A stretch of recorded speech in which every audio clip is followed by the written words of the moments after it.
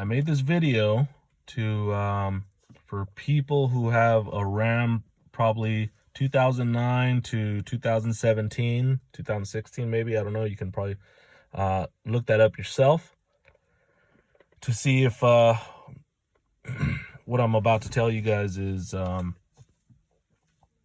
interchangeable parts. So you'll have to look that up yourself. But about a year, or maybe going on 2 years, my shifter lever ended up, I just heard once I got it out of park to drive, it just snap, and it was kind of wobbly.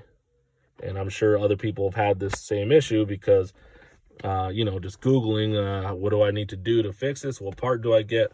This right here is just from wear and tear. This is a 2014 Ram, and kept driving it. It would still go into the different gears that I needed to: drive, reverse, neutral, park, whatever. And then finally, just parked at a store, went to park, and just boom, snapped right down here.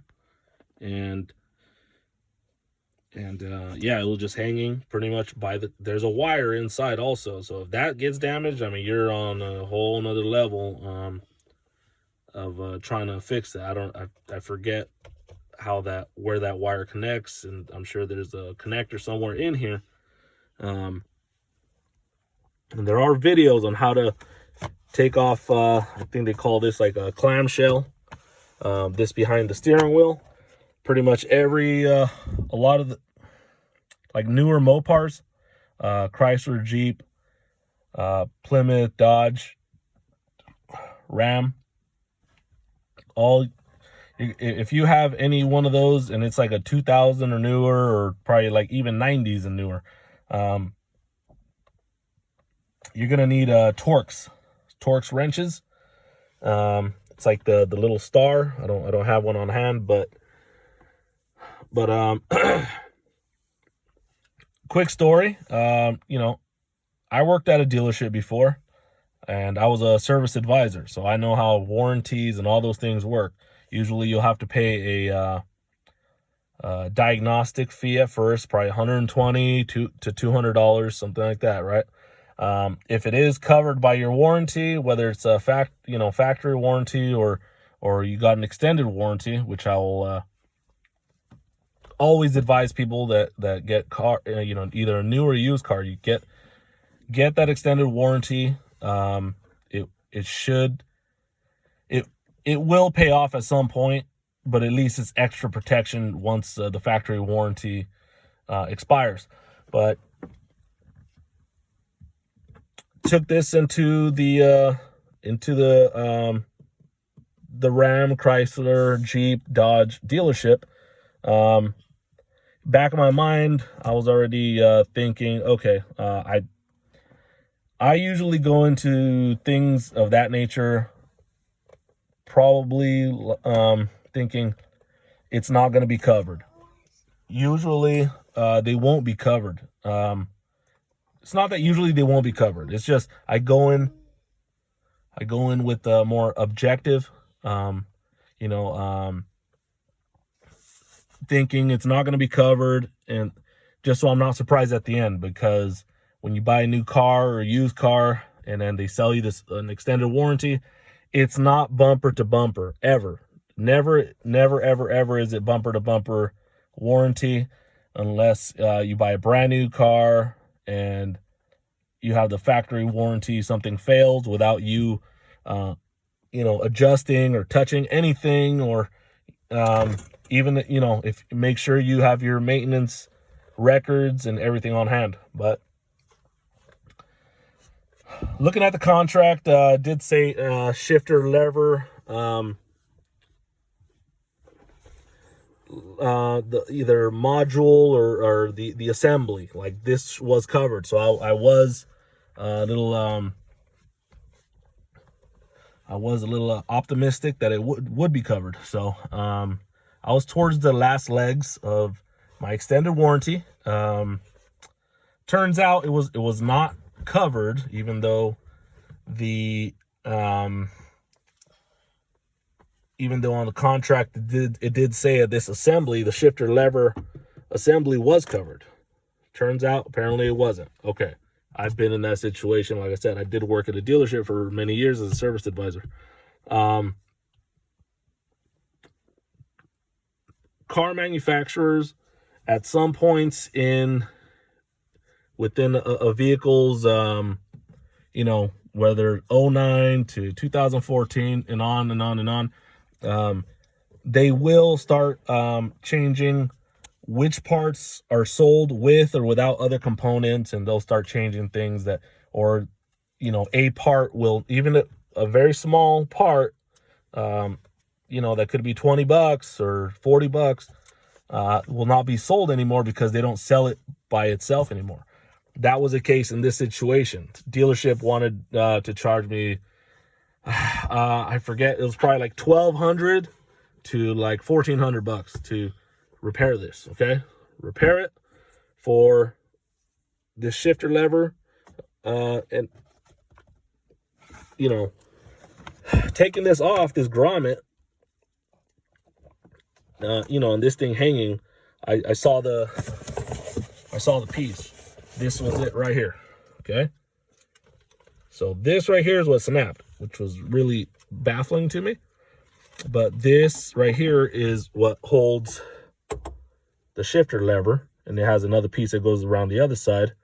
And see, this spring right here is how you adjust. That's how you shift gears. But it goes, I believe it goes either like this or the other way. I forget. But I was able, instead of towing it, I was able to get my pliers that I luckily had on hand in the glove box.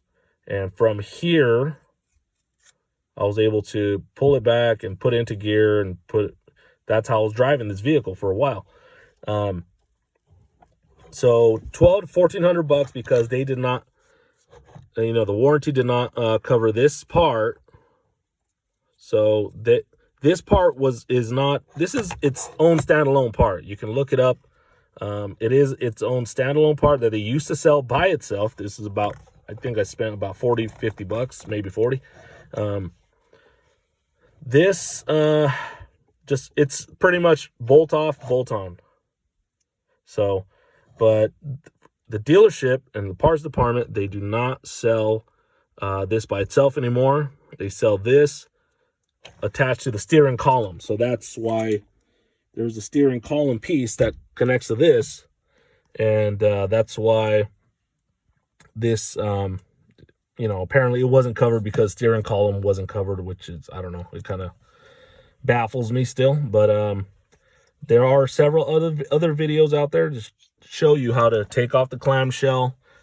There is going to be there's under here, you have several little holes, and then in there you either got to get Torx screwdrivers or Torx, yeah, they're the screwdrivers. You got to get those. So they're long and skinny, and they can get in there, and these are Torx. So throughout this whole piece, see this?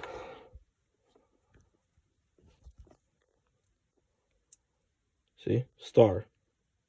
Okay. Lots of things in the Mopars, like I said, are like this. So just remember that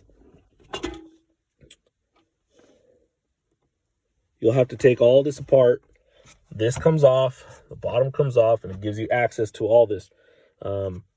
It was a little bit of a challenge, but once you study like the little diagrams, videos on how to remove things, I mean, if you're pretty handy with your hands, you work on your own vehicles, it should be pretty much a piece of cake.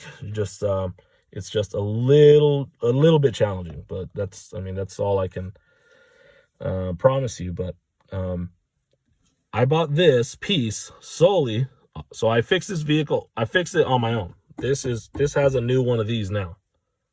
So this, you're able to buy pieces that are no longer available at the dealerships and parts departments online. Look for, I think you just got to Google the keywords Mopar OEM parts, something like that, right? And I believe that just put in a shifter, lever. I don't even remember what it's actually called. Shifter, lever,